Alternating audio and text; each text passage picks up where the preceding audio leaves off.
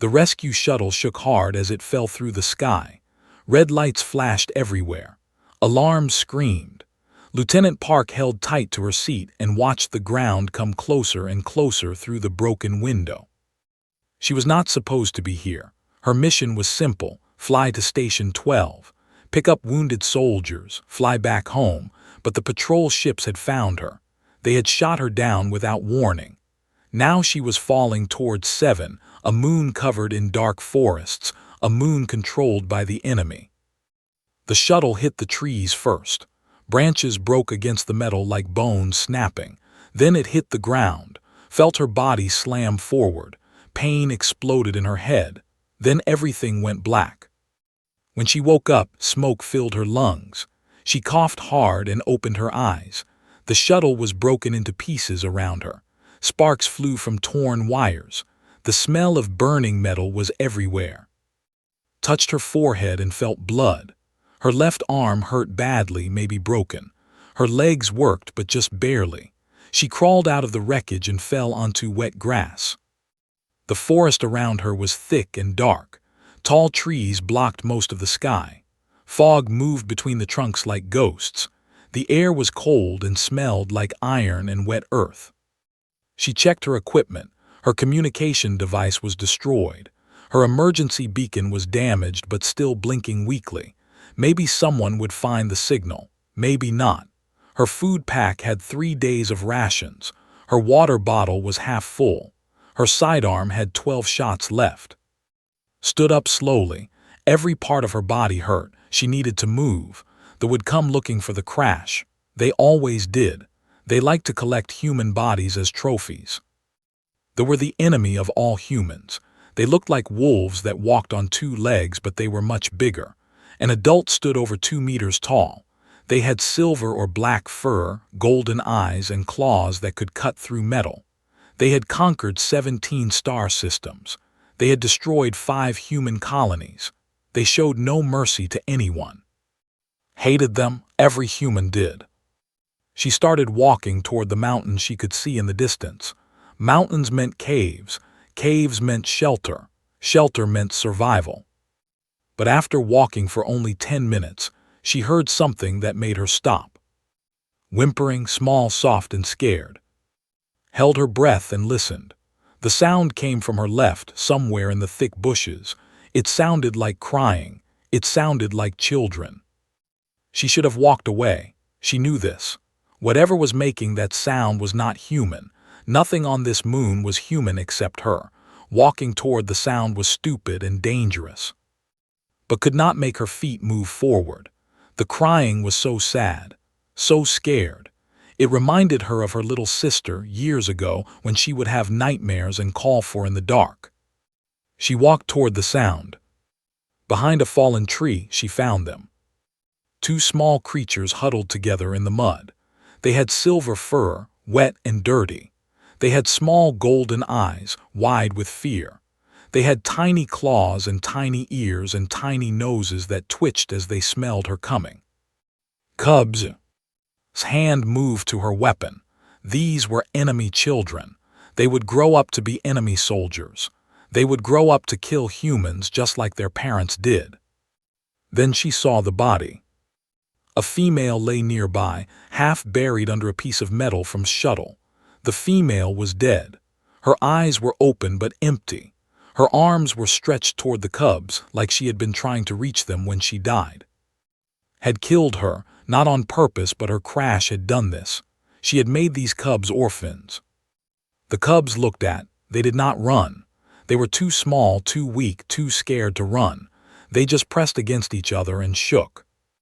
One of them made a sound, a small chirp like a question, like it was asking if it was going to hurt them too. Stood there for a long time, her hand stayed on her weapon. Her mind told her to walk away. These were not her responsibility. These were the enemy. She owed them nothing. But her heart said something different. Her heart remembered her grandmother's words from long ago. A person's true nature shows when they have power over the helpless. What you do then tells you who you really are. Slowly removed her hand from her weapon. I am not going to hurt you, she said softly. The cubs did not understand her words, but maybe they understood her voice. The smaller one stopped shaking a little. The bigger one tilted its head and watched her. Looked around. The forest was getting darker. Night was coming. The temperature was dropping. These cubs were small, maybe only a few months old. They would not survive the night alone. She thought about what they had done to her people. She thought about the colonies they had burned, the families they had torn apart, the soldiers they had killed. Then she looked at the cubs again, at their small bodies trembling in the cold, at their big scared eyes, at the way they held on to each other like they were the only things left in the world. They were not soldiers, they were not killers, they were just bobbies who had lost their mother. Made her choice. She knelt down slowly, making herself smaller, less scary. She opened her thermal jacket and held it wide. "Come here," she whispered. "I will keep you warm." The cubs did not move at first. They watched her with suspicion and fear. But the cold was getting worse, and's jacket looked warm, and maybe some part of them understood that this strange creature was offering help. The bigger cub moved first. It crawled forward slowly, sniffing the air, ready to run at any moment, stayed very still. She barely breathed. The cub reached her. It sniffed her hand. Then slowly it climbed into her jacket. The smaller cub followed. It was weaker, slower. Helped it gently, lifting it with one hand and tucking it next to its sibling. They were warm against her chest. She could feel their hearts beating fast. They weighed almost nothing. They were so small, so fragile. Closed her jacket around them and stood up. "Okay," she said to herself. "Okay, this is happening. I am now carrying enemy bobbies through enemy territory while being hunted by the enemy." She laughed, but there was no humor in it. "My commanding officer would kill me if he knew." She started walking again toward the mountains. Her body hurt. Her arm throbbed. Her head was dizzy from blood loss. But inside her jacket, two small creatures pressed against her warmth and slowly stopped shaking. She needed to give them names. She could not keep calling them the cubs or the big one or the small one. They deserved names. She said to the bigger one, it meant spring in her language, a time of new beginnings. "And you are," she touched the smaller one gently, meant day, light after darkness. The cubs chirped softly at the sounds. And repeated, I know we are supposed to be enemies, but right now we are just three lost creatures trying to survive. So let us survive together, okay?" Poked its head out of her jacket and looked up at her. Its golden eyes were still scared, but maybe a little less than before. Smiled sadly. "I hope I do not regret this," she whispered. Then she kept walking into the dark forest, with two enemy children sleeping against her heart, and an entire moon of predators waiting to find her. Chief received the news at dawn. A messenger came running into his command tent, breathless and afraid. This was unusual. Warriors did not show fear, but this messenger was young and the news he carried was heavy. "Chief," the messenger said, kneeling low, "a human vessel crashed in the northern forest yesterday. We found the wreckage this morning." Looked up from his maps. He was a large, even by their standards. His fur was dark gray, almost black, marked with old battle scars. His golden eyes were cold and sharp like knives. "One human vessel is nothing," he said. "Send a patrol to collect the body. I want the technology recovered." The messenger did not move. He kept his eyes on the ground. "There is more, Chief. Lady was in that area yesterday. She was taking the young ones for their first forest walk. Went very still. Lady was his sister. The young ones were her children, his blood." "Continue," he said. His voice was quiet now, which was more dangerous than shouting. "We found Lady's body at the crash site. She was killed by falling debris from the human ship. The humans survived. We found tracks leading away from the wreckage." The messenger paused. "The cubs were not with her body. We believe the human took them." For a long moment did not move. He did not speak. He barely breathed. Then he threw the table across the tent with one arm. Maps and cups and weapons scattered everywhere. The messenger pressed himself flat against the ground. "A human," growled. "A human has taken my sister's children." He walked outside. His warriors were already gathering, sensing something wrong. They watched their chief with worried eyes. "Listen to me," shouted. "A human has taken sacred cubs, my sister's cubs, my blood. This cannot stand. This will not stand." The warriors growled in agreement. In culture, cubs were precious beyond measure. They were the future of the pack. Harming a cub was the worst crime possible. Taking a cub was even worse. "I want 12 of our best hunters," continued. "Track the human, find my sister's children, bring them back alive and unharmed." He paused. "Bring me the human's head." 12 warriors stepped forward immediately. They were the finest hunters in the garrison. They could track a single insect through a thunderstorm. They could run for 3 days without rest. They could kill anything that walked or flew or swam. "Go," commanded. "Do not fail me." The hunters disappeared into the forest. Meanwhile was struggling through the wilderness. She had walked through the entire night. Her body was exhausted.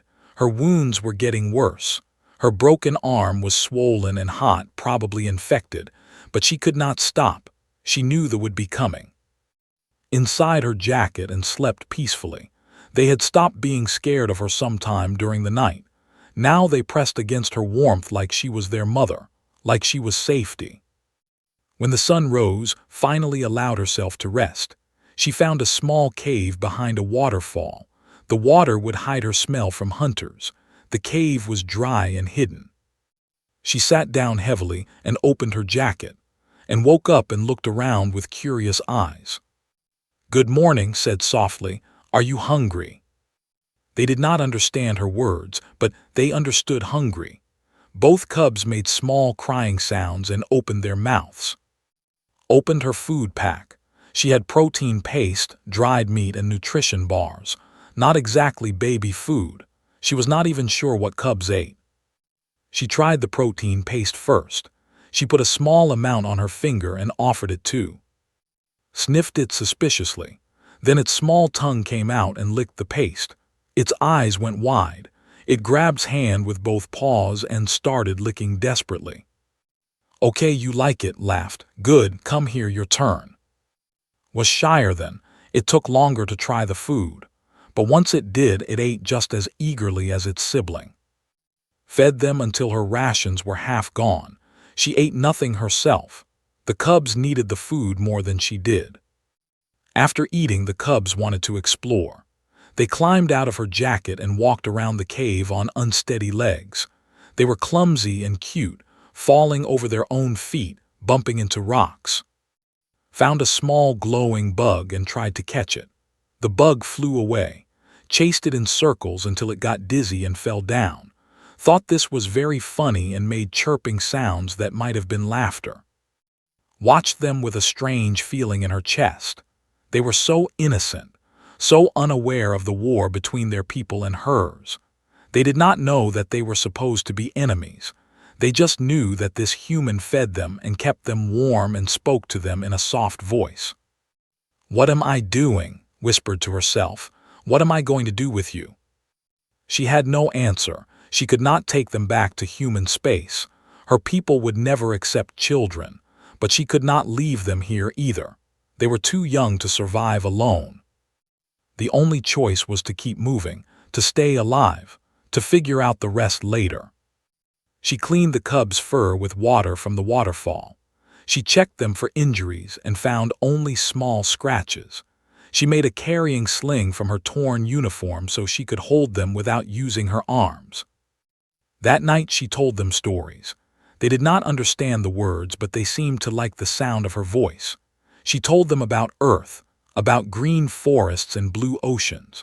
She told them about her family, about her grandmother who raised her, about her little sister who always wanted to be a pilot-like. She told them about stars and ships and the endless wonder of space. Fell asleep first, curled into a small ball against stomach. stayed awake longer, watching's face with those big golden eyes. "You are going to cause me so much trouble," told. "You know that, right?" Chirped once, then closed its eyes and slept. On the third day, heard the hunters for the first time. She was crossing a narrow valley when she heard howling in the distance. Multiple voices, spread out in a line. They were sweeping the forest, searching for her trail. Her heart started beating fast. She looked at the cubs in their sling. They were looking back at her, sensing her fear. "It is okay," she said, even though it was not. "We just need to move faster." She ran. Her body screamed in protest. Her broken arm sent waves of pain through her with every step, but she ran anyway because the cubs needed her to run. That night she did not sleep at all. She sat with her back against a tree, her weapon in her hand, watching the darkness. The hunters were getting closer. She could hear them sometimes, their calls echoing through the forest, and sensed her fear. They stayed quiet, pressed against her, not making any sounds. It was like they understood that silence meant survival. "Smart bobbies," whispered, "very smart bobbies." On the fourth day, she ran out of food. On the fifth day, the hunters found her. She stood at the edge of a deep ravine, nowhere left to run. 12 massive warriors emerged from the trees, surrounding her in a half circle. And in the center stood Chief, his eyes burning with rage, his claws extended and ready. "Human," he growled, "you have something that belongs to me." Looked at him, she looked at the warriors, she looked at the ravine behind her.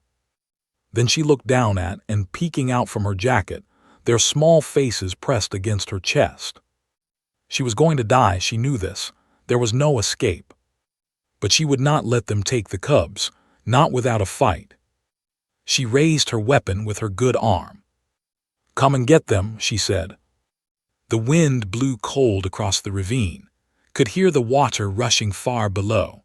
One step backward and she would fall forever. One step forward and 12 warriors would tear her apart. She was trapped, she was dying, but she did not lower her weapon. Chief stepped closer. He was the largest she had ever seen. His dark fur moved in the wind. His golden eyes held nothing but hate and anger.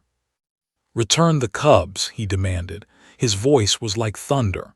"Return them now, and I will make your death quick."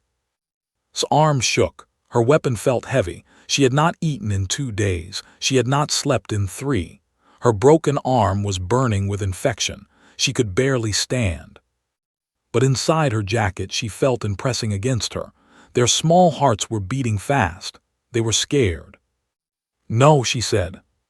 His eyes went wide. The warriors behind him growled in confusion. They had never heard prey refuse a direct command before. Humans were supposed to beg. Humans were supposed to cry and surrender.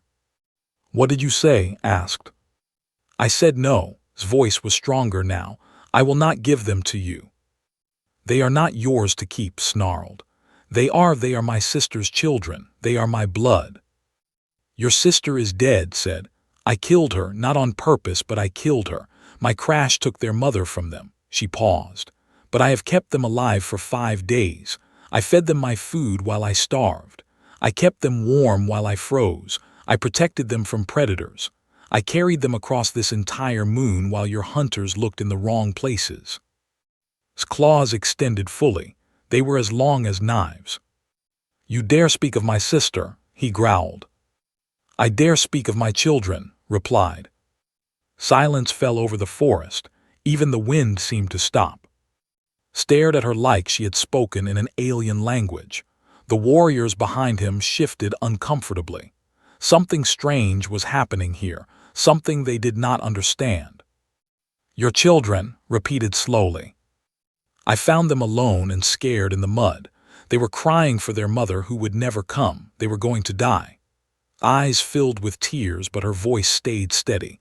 "I could have walked away. I should have walked away. You are my enemy. Your people have killed my people. Every part of my training told me to leave them behind." She looked down at the cubs, was peeking out from her jacket, looking at the warriors with wide eyes, was hiding deeper inside, only its ears visible. But I could not do it, continued. I looked at them and I saw children, not enemy children, not children, just children, scared and alone and small, and I could not leave them to die. Said nothing. His face was impossible to read. For 5 days they have been mine, said.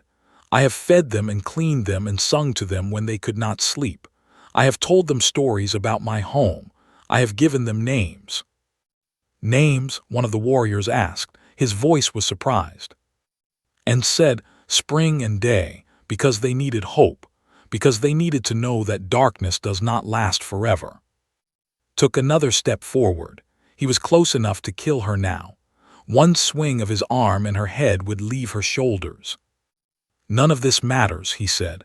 They belong with their people. They belong with me. Then ask them, said. Stopped. What? Ask them who they want. If they want to go with you, I will not stop them. I cannot stop you anyway, but let them choose. The warriors looked at each other. This was very unusual. Prey did not negotiate. Prey did not set conditions. Laughed, but there was no humor in it. They are cubs. They do not know what they want. Cubs know exactly what they want, replied. They want safety. They want warmth. They want someone who will protect them. Ask them who that is. For a long moment stared at her. His eyes moved to the cubs in her jacket. They were watching him too, their golden eyes uncertain. Come, said to the cubs. His voice was softer now, the way one speaks to children. Come to your uncle, come to your family. He knelt down and opened his arms. He made a soft calling sound, the kind adult used to summon young ones. His ears moved. It looked at his open arms, his large body, his sharp claws. Then it looked up at. Slowly, carefully, crawled deeper into his jacket instead of going to. It pressed its face against her chest and made a small whimpering sound. Did not even look at. It stayed hidden inside the jacket, its small paws gripping his shirt. His face changed. The anger melted away, replaced by something else. Confusion, disbelief, maybe even pain. Why, he whispered, why do they hide from me? One of the warriors stepped forward. He was older than the others, with gray in his fur. Chief, the old warrior said carefully, in our old ways there is a sacred bond. When a cub claims a protector, when they choose someone as their guardian, that bond cannot be broken. Not by blood, not by tradition, not by anything. I know the old ways, snapped. Then you know what this means, the old warrior said. The cubs have chosen, they have claimed her. She is human. The old ways do not speak of species, chief. They speak only of the bond between protector and protected. The cubs do not lie. They cannot lie. Their hearts know what their minds do not. Stood up slowly. He looked at with new eyes, not with hate anymore, but with something more complicated. You would die for them, he said. It was not a question. I almost have, replied. 3 times in 5 days, predators in the night, a river that almost drowned us, a fever that nearly killed me. She touched his head gently through the jacket. Each time I kept going, because they needed me to keep going. Was silent for a long time. The warriors waited. The wind blew. The ravine roared far below. Finally spoke. There is a way, he said slowly. An old tradition, the trial of keeping. The warriors gasped. Some of them shook their heads. Chief, the trial has not been used in generations, the old warrior said. Because there has been no need, replied. But now there is, he looked at. The trial is simple. For 30 days you must protect the cubs through whatever challenges come. Natural dangers, enemies, hardship. If after 30 days the cubs still choose you, no one in the empire can contest your bond. You will be their guardian by law and tradition. Listened carefully. Her heart was beating fast. And if I fail, she asked. Then you die, and the cubs return to their blood family. His eyes were hard. The trial is not meant to be survived by outsiders. No human has ever attempted it. No human has ever survived our world for 30 days. Thought about her broken arm, her starving body, her exhausted mind. 30 days seemed impossible. 30 hours seemed impossible. But then moved in her jacket. A small head poked out and looked up at her. Those golden eyes were trusting and afraid and hopeful all at once. "Mama," chirped softly. "Mama, stay." It was the first word either cub had spoken. Mama. They had learned it from her lullabies, from her soft words in the dark, from the name she called herself when she talked to them. Felt tears running down her face. "Yes," she said to Mama, stay. She looked at. "I accept the trial." Nodded slowly. Something in his expression had changed. Respect, maybe, or wonder. "Then may the ancestors judge you fairly," he said. "You have 30 days, human, starting now." He turned and walked back toward his warriors. "We will be watching," he said without looking back. "We will all be watching." Then they disappeared into the forest, leaving alone at the edge of the ravine with 2 small cubs pressed against her heart. 30 days. She just had to survive 30 days. She looked down at and, "Well," she said softly, "I guess we are not done yet." She turned away from the ravine and started walking into the forest. Behind her, hidden in the trees, watched her go. His face was unreadable, but his heart was troubled. For the first time in his life, he was not sure what he wanted to happen. The first week of the trial nearly killed 3 times. On the second day, her fever returned. The infection in her broken arm spread through her body like fire. She lay in a small cave, shaking and sweating, while and pressed against her and whimpered with worry. She could not move. She could not eat. She could barely breathe. The world became a blur of pain and strange dreams. In her dreams, she saw her grandmother. The old woman sat beside her and stroked her hair, just like she did when was a child. "You are fighting for something important," her grandmother said. "That is good, but you must wake up now. They need you." Woke up to find licking her face.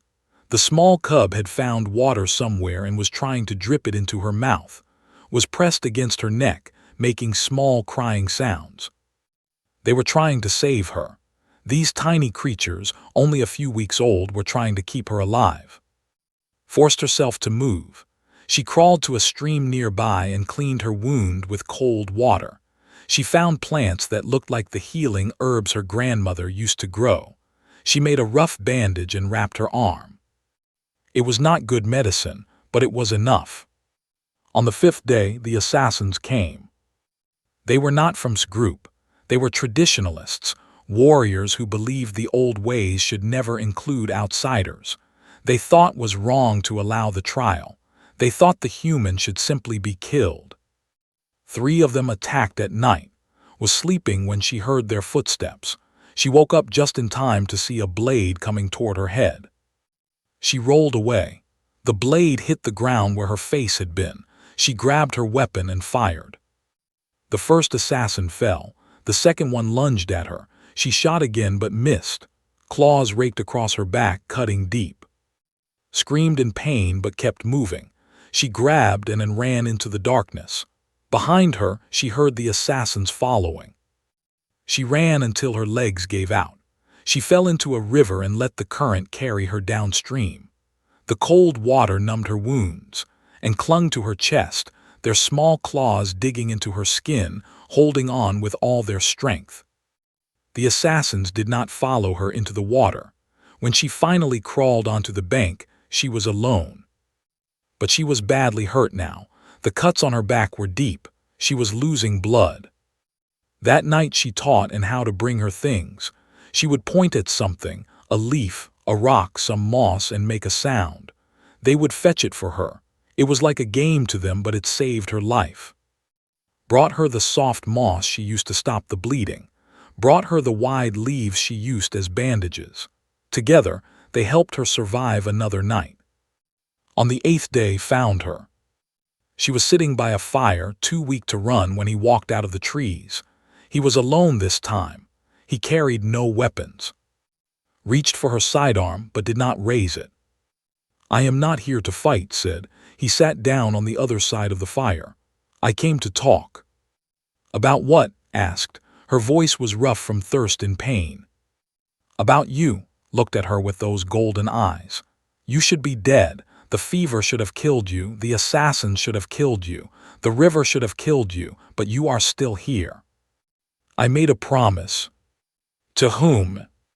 Looked down at the cubs. They were sleeping in her lap, their small bodies rising and falling with each breath. To them, she said, and to myself. Was quiet for a moment. The assassins were from the temple of old ways, he said finally. They acted without my permission. I have dealt with them. More will come.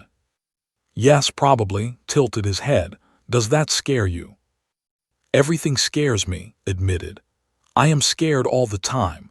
I am scared of dying. I am scared of failing. I am scared that one morning I will not wake up and the cubs will be alone again. Then why do you continue? Thought about the question. It was a good question, a fair question. Because fear is not the same as giving up, she said finally.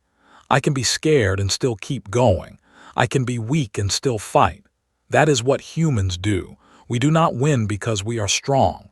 We win because we refuse to stop.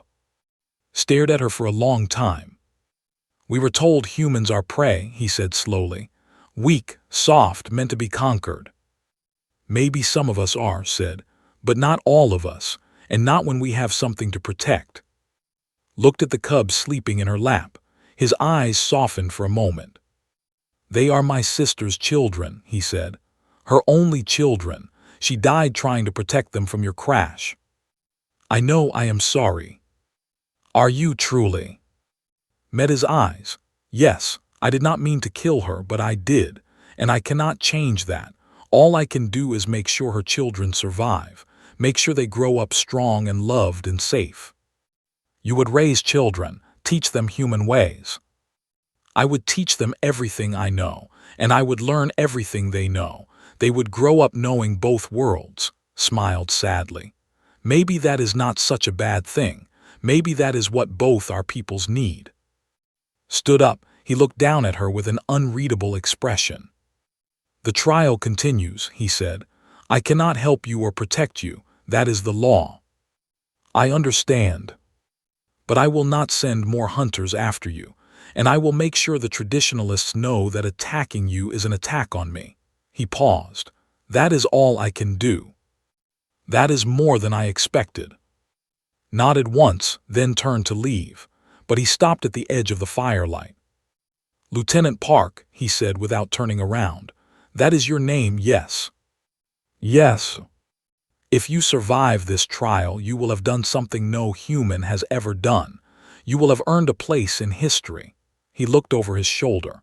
I am not sure yet if I want you to succeed, but I think I am starting to hope you do. Then he was gone, disappearing into the darkness. Sat alone by the fire, holding two sleeping cubs, wondering what would happen next. The second week was harder than the first. Food was scarce. Water was difficult to find. The nights were getting colder. But kept going. She taught the cubs to help her find food, learned to sniff out edible roots, learned to catch small fish in the streams. They worked together as a team, a strange little family fighting to survive. The third week brought a flood. Rain fell for 3 days straight. The rivers rose. The valley where had built a shelter filled with water. She grabbed the cubs and climbed to higher ground, but the water followed. They spent 2 days in a tree, wet and cold and hungry, and cried and shivered, held them close and sang songs to keep them calm. The sun will come back, she promised them. The water will go away, we just have to wait, we just have to hold on. On the third day, the rain stopped. The water started to recede, climbed down from the tree and found dry ground. She had survived another challenge. The fourth week was the worst. Was so tired, so hungry, so weak. Every step was a struggle, every breath was an effort. She could feel her body starting to give up. But in walked beside her now on their own feet. They were bigger than before, stronger. They no longer needed to be carried all the time. They would run ahead and come back, checking on her, making sure she was still following. They were taking care of her now. On the 29th day, collapsed. She fell to the ground and could not get up. Her vision went dark. She felt and nudging her, crying, trying to wake her up. "I am sorry," she whispered. "I am so sorry I cannot." She closed her eyes. She dreamed of her grandmother again. "One more day," her grandmother said. "Just one more day, you can do it." Opened her eyes, and were lying on top of her, keeping her warm with their bodies. Their eyes were closed. They were sleeping, but their paws gripped her clothes tightly, refusing to let go. She looked up at the sky. The sun was rising. Day 30. One more day. Took a deep breath. "Okay," she whispered, "one more day." She forced herself to stand. The sun was setting on the 30th day when reached the gathering place. She did not know how she got there. Her body moved on its own, one foot in front of the other, step after step after step, walked on her left, walked on her right. They had grown so much in 30 days, they reached her knees now. Their fur was thick and healthy. Their eyes were bright and alert. They looked like strong young, but they walked beside a human like she was the center of their world. The gathering place was a wide clearing at the base of a mountain. Hundreds had come to watch the end of the trial. They stood in circles around the clearing, their golden eyes watching, their voices silent. In the center of the clearing stood the High Council, 5 ancient, their fur white with age, their bodies bent with years. They had led the empire for centuries. Their word was law. Stood beside them. His face showed nothing, but his eyes followed as she walked into the clearing. Stopped in front of the High Council. She could barely stand. Her body was thin and weak. Her clothes were torn and dirty. Her skin was marked with scars from 30 days of fighting to survive. But she was alive, and beside her stood 2 healthy cubs who refused to leave her side. The oldest of the council members stepped forward. He was called the High Elder. His voice was like dry wind through old leaves. "Lieutenant Park of Earth," he said, "you have completed the trial of keeping. For 30 days you have protected the cubs called, and through hardship, danger, and pain, you stand before us now to receive judgment." Said nothing. She did not trust her voice. She just nodded. The High Elder looked at her for a long moment. His eyes were ancient and deep, like pools of still water that had seen too many things. "You are not strong," he said. "No," agreed. Her voice was a whisper. "You are not fast or powerful or born of our blood. No. You are small and soft and fragile. Your claws are useless. Your teeth are dull. By every measure, you should have died in the first week." The crowd murmured. Many of them nodded. They had expected the human to fail quickly. "And yet," the High Elder continued, "you stand before us now, alive, the cubs at your side healthy and strong." He turned to look at and the cubs looked back at him without fear. "Come here, young ones," the High Elder said gently. "Come to your people." And did not move. They pressed closer to his legs. "Come," the High Elder said again. "There is no danger here. Come to us." Made a small sound, almost like a word. It took a moment for everyone to understand. "No." The crowd went silent. A cub had never refused the High Elder before. Spoke next, its voice clearer than its siblings. "Mama, stay, we stay." The High Elder's eyes widened. He looked at with new understanding. "They call you mother," he said. "They have called me that since the 15th day," replied. "I did not teach them. They chose the word themselves." The High Elder was silent for a long moment. When he spoke again, his voice had changed. It was softer now, filled with wonder. "In all my years, I have never seen this. A human earning the bond of cubs, a prey species becoming a protector. It should be impossible." He walked close enough to touch her. His old eyes studied her face, her scars, her exhausted body. "Why?" he asked simply. "Why did you do this? You could have left them to die. You could have saved yourself. Why did you risk everything for enemy children? Thought about the question. She had asked herself the same thing many times over the past 30 days. Because they were not enemy children when I found them, she said finally. They were just children, scared and alone and crying for a mother who was never coming back. She paused. I looked at them and I saw myself.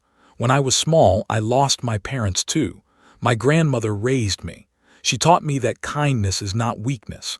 She taught me that what you do for the helpless shows who you really are.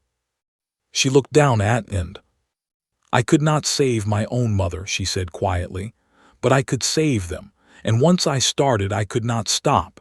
They became mine, not because of blood or species or politics, just because I loved them, and they loved me back.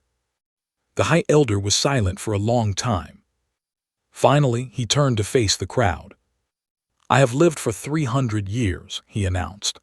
I have seen wars and peace, victory and defeat, the rise and fall of great leaders, but I have never seen what I see today. He reached up and removed the ceremonial sash from around his neck. It was ancient and precious, the mark of highest honor in culture. Lieutenant Park of Earth, he declared, you are hereby recognized as Pack Mother to and of the bloodline. This bond is sacred and unbreakable. Any who threaten you threaten the cubs. Any who threaten the cubs threaten the empire itself. He placed the sash around his neck. It was heavy with history and meaning. The crowd erupted. Some voices were angry, protesting that this was wrong, that a human could never be a true mother to children. But more voices were different, confused maybe, uncertain, but not angry. Wondering, curious, maybe even impressed. Stepped forward. He stood in front of and looked down at her with those golden eyes. You did it, he said. His voice was strange, like he was still trying to understand what had happened. I almost did not, admitted, many times. But you did, looked at the cubs. They were watching him now, no longer afraid. My sister chose well when she walked in that forest. If she had not been there, if you had not crashed, these cubs would have been raised by nurses and servants. They would have grown up knowing duty but not love. He paused. Instead, they will grow up knowing that a stranger from an enemy species risked everything to save them. They will grow up knowing that kindness exists even in the darkest places. That is a better lesson than any I could have taught them. Did not know what to say. She was too tired, too overwhelmed. Reached out and touched her shoulder gently. It was the first friendly touch she had received from her. You are family now, he said. Strange and small and human, but family. Felt tears running down her face. She did not try to stop them. Pulled on her pants. She looked down. The cub was holding up a small flower, probably picked from somewhere along the way. Mama said proudly, present. Laughed through her tears. She knelt down and took the flower. Thank you, it is beautiful. Pushed forward too, not wanting to be left out. It had no flower, so it just hugs leg tightly. Love Mama, said simply. Pulled both cubs into her arms and held them close. Around her the empire watched. Some were still angry, some were confused, but many were starting to see something new, something they had never considered before. Maybe humans were not just prey. Maybe they were something else entirely, something that could survive anything, overcome anything, simply by refusing to give up. Years later, historians would argue about what changed the relationship between humans and they would point to treaties and trade agreements and political marriages. They would analyze economic factors and military pressures and diplomatic strategies. But those who knew the truth would tell a different story. They would tell of a crashed pilot who found 2 crying cubs in the mud. They would tell of an impossible choice made in a moment of compassion. They would tell of 30 days of suffering and survival, of stubborn human refusal to stop fighting. And grew up to be great warriors, as all did. But they also learned to speak Korean, to sing earth lullabies, to see humans as people instead of prey. They taught their own children these things, and their children taught their children. The change was slow. It took generations, but it started with a simple act of kindness in a dark forest on a forgotten moon. Lived to be very old, surrounded by children and of two species. She never forgot those 30 days. She never forgot the choice she made when she found two scared cubs alone in the mud. Sometimes, late at night, she would sit by a fire and tell the story to her great. Cubs and human children would sit together, listening with wide eyes as she described the crash, the forest, the trial. Remember this, she would tell them. It does not matter what species you are. It does not matter what world you come from. What matters is what you do when you find someone who needs help. That is what makes you who you are. Old now but still strong, would always sit beside her during these stories. It would rest its gray head on her lap, just like it did when it was small. "Mama," it would say, "tell the part about the river again," and would smile and continue the story. Outside the window, human and ships flew together through the stars. Two species who had once been enemies, now working side by side. All because one exhausted human woman looked at two enemy children and saw something more important than war. She saw family. And that made all the difference.